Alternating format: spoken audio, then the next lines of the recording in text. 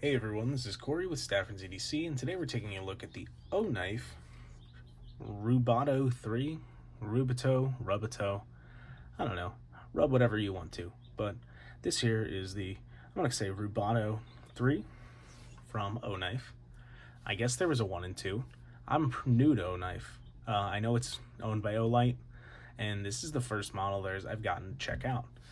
This here has some aluminum handle scales. It's using an Axis style lock. 154 cm is your blade steel, and it's pretty small overall. You're looking at an overall length of 6.77 inches and a handle length of 3.81 inches. So your blade is just under 3 inches. In a large size hand, this is kind of like a 3-finger knife. It's kind of a 3.5. Really depends on how your pinky lands on it. For me, it's about a 3.5. I can just get the tip of my pinky on there, especially in more of a saber grip like this. If I wanted to have it in a hammer grip, of course I can get all my fingers on there, but that's kind of pulling it back further and choking up on it as much as possible to really get into that handle. Now this is a pretty decent knife coming from them. Some little nitpicks on it. Let's start with the nitpicks. This is ugly, this reversible clip area. It would have been nice to see some kind of a filler tab rather than just a screw hole in the bottom, because it just looks weird.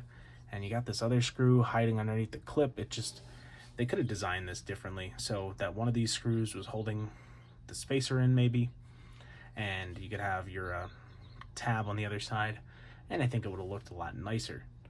The other thing is this is a little bit thick behind the edge. Though this does have a flat grind, it's only 75% of the way up the blade, I'd say. And it just doesn't get very thin. Don't get me wrong, it's not fat behind the edge, it's not thick behind the edge, but it's not super thin. It's not as thin as something like the Kaiser Drop Bear, which is hanging over there in the corner, that I just filmed the video on. This comes to just probably a slightly thinner edge, but the height of the grind is much taller. And you can see on the Drop Bear, and overall they're very similar knives. You have very similar blade stock, similar in blade length overall, but the additional height on that grind makes the Drop Bear feel a lot slicier than this guy does. The other thing on this that I don't love is this jimping. It's so soft. There's just no bite to it at all. It's barely there. I mean, you can hear it with my fingernail, but it's not grabbing your hand at all. It's like, if you're gonna put it there, make it aggressive, make it work, because as it stands, this is not doing anything for grip at all. That's really my nitpick on it. Let's get into the things that I like. This honeycomb kind of thing going on, really cool, really great pattern, looks good, it feels good in the hand. There's really no texture to the aluminum itself, but this milled pattern that's in this with these dimpled out hexagons makes for some really nice grip in hand, and it doesn't feel like it's going to go anywhere. Lots of areas for lots of surface area for it to grab onto your hand. Imagine this would be nice and sturdy in gloves as well. And the other thing about this too is it's on bearings, which makes the Axis lock a lot of fun to use, because the blade just closes itself. And yeah, really smooth operation overall. They actually did a pretty good job with the detent on this guy. You know, it's an Axis lock. I talked about this in my Drop Bear video, but they're not going to be amazing. You're always gonna, if you're not putting any effort into it, it's not going to deploy. Not like something with a detent would, like this Oaksworks Lantra, which arrived today. You can get this to pop and it goes. The detent's actually a touch light on this as well, so it doesn't always deploy, but typically just enough effort to get it to pop open is all it would take on something with a stronger detent. This is different because it has that front flipper integrated. I'll talk about that when I do its own video. But on something like this, you don't get that. You don't have a detent hole. So for this to deploy as reliably as it does, shows a lot about the geometry and the overall spring strength in this knife, which is a good thing. So for me, the Rubato 3 here is just a touch on the small side, and it has some design things that I just don't like with the pocket clip, the lanyard hole, which I didn't mention, but, you know, lanyard holes. Come on, people. You really putting a lanyard on this? Really? Just think about it. Alright, now that you've thought about it and realized that putting a lanyard on this is stupid, you can get rid of the lanyard hole. And it would look a lot cleaner. And you can fill this tab in with something. A little textured piece of aluminum to go in there, be great. You know, I understand making this an ambidextrous knife because the lock is ambidextrous. And it certainly makes a difference left-handed, what side of the knife this is the clip's on, especially when, you know, deploying is fine, you can kind of work your way around that, but closing kind of sucks when you don't have a clip to grab onto. You're forced to jam it down into your palm, whereas as a righty, I don't have to do that. I mean, I still do that, but I can use the clip here to leverage on, and I can use that for opening it too, and you don't get that as a lefty unless you have a reversible clip.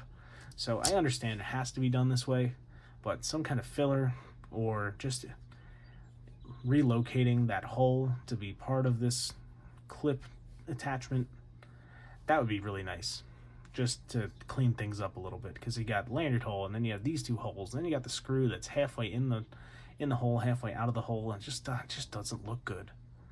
It could be done better, but that's such a minor thing to complain about.